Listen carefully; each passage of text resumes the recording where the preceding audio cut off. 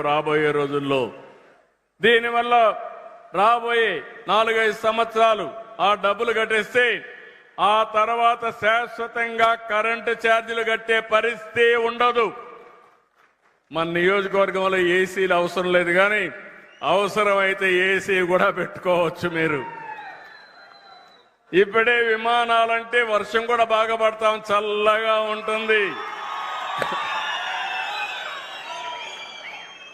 మనం ఊటీకి కూడా పోయే పని లేదు, కుప్పానికి వస్తే సరిపోతుంది సమ్మర్లో కూడా.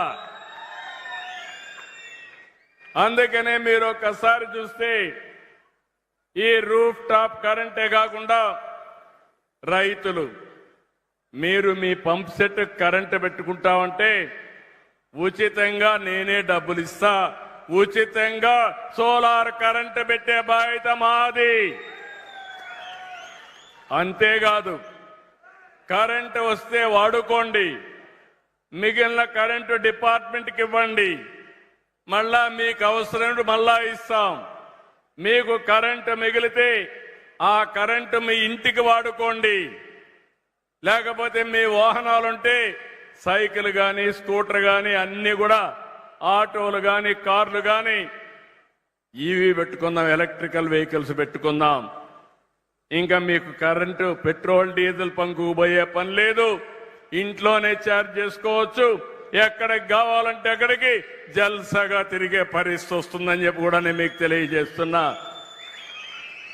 ఇవన్నీ కానీ తగ్గితే మీ ఆదాయం పెరుగుతుంది, మీ జీవన ప్రమాణాలు పెరుగుతాయి. ఇదే కాదు, మళ్ళీ కరెంట్ ఎప్పుడున్నా నేను చెప్పిందంతా డే టైమే వస్తుంది, ఎండుంటేనే కరెంట్ వస్తుంది. అందుకే బ్యాటరీ కూడా బ్యాకప్ పెడుతున్నా.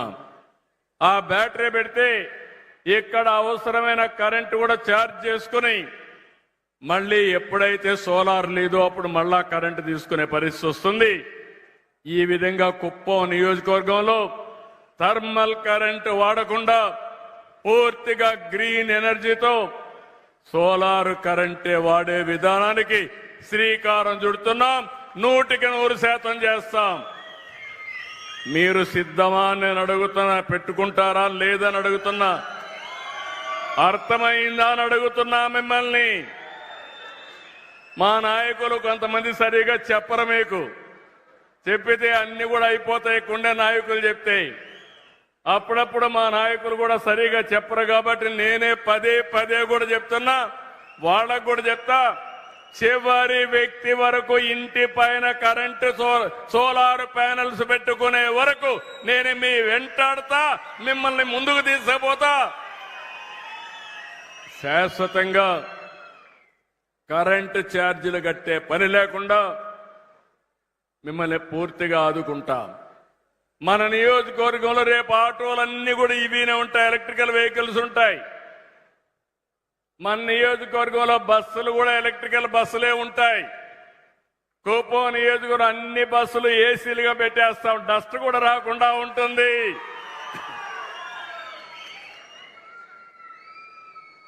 ఇది లగ్జరీ కాదు. కనీసం ఆరోగ్యం బాగుండాలంటే బయట దుమ్ము రాకపోతే ఇంకా బాగుంటుంది. మన నియోజకవర్గం దుమ్ము కూడా తక్కువే వస్తుంది. దానికి కారణం ఎక్కడికక్కడ రోడ్లలో అన్ని సిమెంట్ రోడ్లు ఉంటాయి, బీటీ రోడ్లు ఉంటాయి, ఎక్కడ కూడా గుంతలుండవు. అలాంటి కార్యక్రమాలకు శ్రీకారం చుడతాం.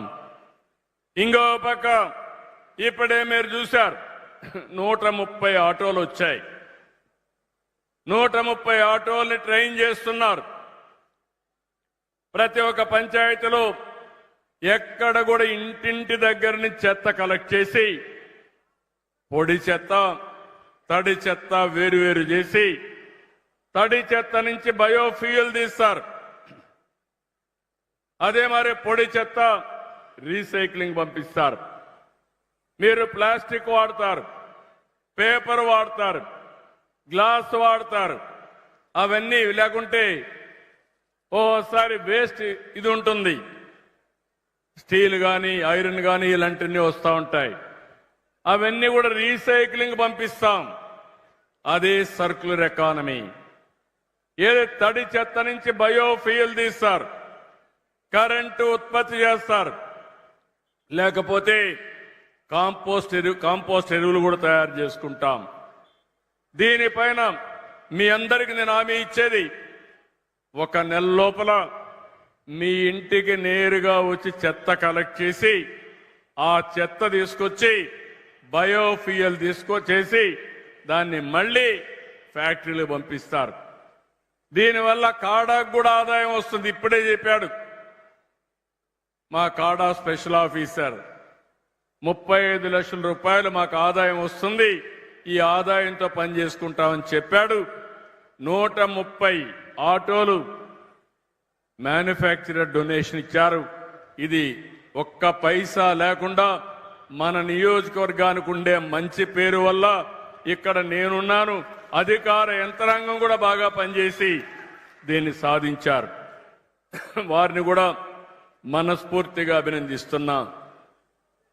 ఈరోజు మన నియోజకవర్గంలో నేను చెప్పినటువంటి ఫీడర్స్ దగ్గర సోలార్ ఉత్పత్తి చేయడానికి 564 కోట్ల రూపాయలు ఖర్చు పెడుతున్నాం.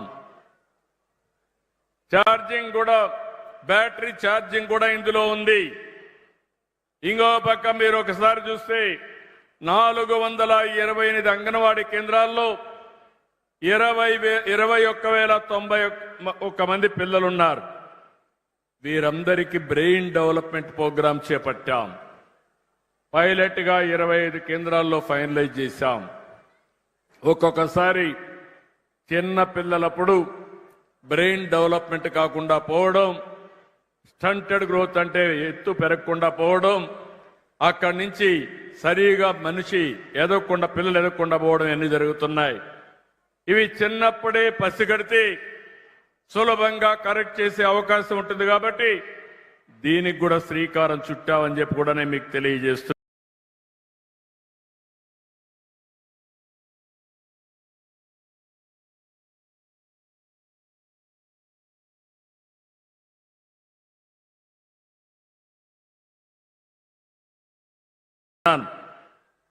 ఇంకో పక్క ఈరోజు కళకళలాడిపోయి